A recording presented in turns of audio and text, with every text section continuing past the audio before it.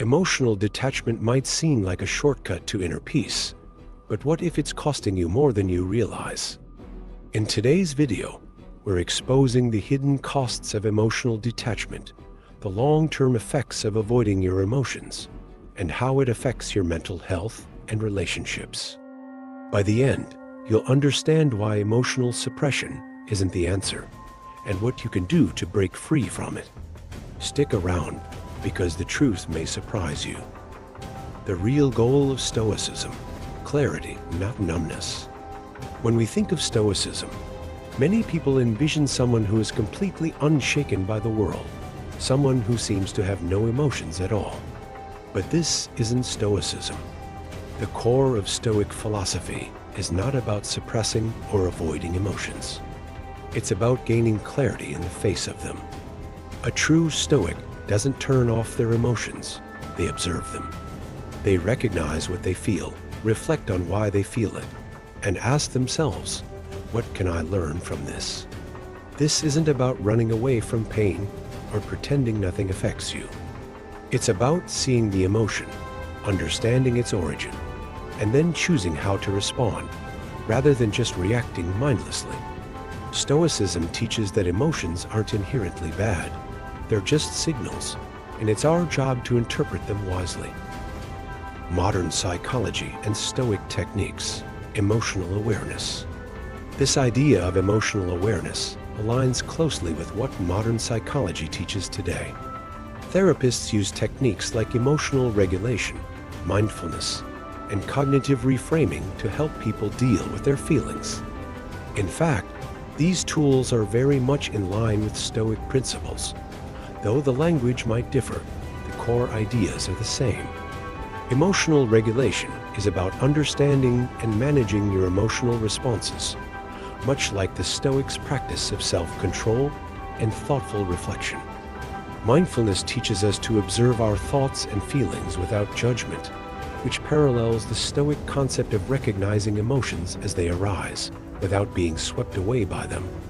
Cognitive reframing helps us change our perspective on emotions, much like how the Stoics reframed external events as neutral and reminded themselves that only our responses matter.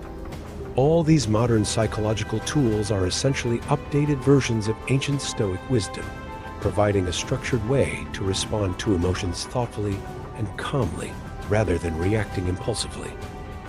The power of emotional awareness. Here's the real shift. You can feel pain and still be in control. You can cry and still be strong. Emotional awareness doesn't make you weak. It makes you wise. It gives you the power to decide how you want to engage with the world, even in moments of discomfort. Consider the Stoics. They never denied the reality of suffering. Seneca, for example, wrote extensively about pain and loss. What they emphasized was not avoiding these feelings, but responding to them with rational thought. Pain might be inevitable, but suffering is optional, because suffering happens when we resist or get overwhelmed by our emotions. In modern psychological terms, this is the practice of cognitive flexibility, the ability to adapt your thinking to different situations. It's not about pretending everything's fine. It's about acknowledging the difficulty and still finding a way to act with wisdom, clarity, and purpose. Strength in vulnerability. The idea that Stoicism is about being emotionally distant or invulnerable is a misunderstanding. In fact, real strength comes from being emotionally present without being consumed by emotion. The Stoics didn't repress their feelings, they just didn't let their emotions dictate their actions. Psychologically, we know that avoiding or suppressing emotions can lead to anxiety, depression, and even physical health issues. But when we face our emotions head-on, we build resilience.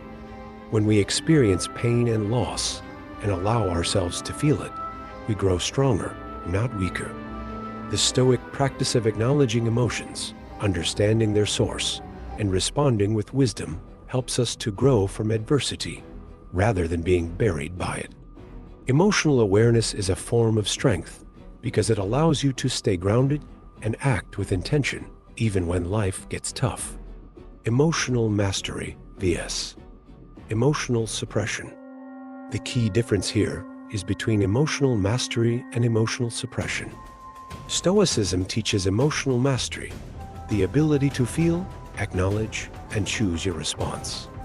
Suppression, on the other hand, is an attempt to block emotions out completely, which is both unnatural and unhealthy. You might think that detachment gives you power, but real power comes from understanding what you feel and still choosing to act in line with your values. That's wisdom, knowing that your emotions, no matter how intense, don't have to control you. The real strength of a Stoic. So, what does a healthy Stoic look like? They are not the person who feels nothing. They are the person who feels everything and still remains centered. They understand their emotions, sit with them, reflect on them, and then act based on their best judgment, not their fleeting feelings. This doesn't mean avoiding pain, sadness, or fear. It means meeting those feelings with a sense of purpose and clarity. The Stoic doesn't try to escape from emotions. They move through them with wisdom. And in doing so, they find their true strength. Now that you know the true price of emotional detachment, it's time to ask yourself, are you ready to feel again? Stop hiding behind your emotions. Start facing them and growing from them. If this video resonated with you, be sure to like, share, and subscribe for more thought-provoking content. Comment below with your thoughts. Do you think emotional detachment is worth the cost? Let's discuss.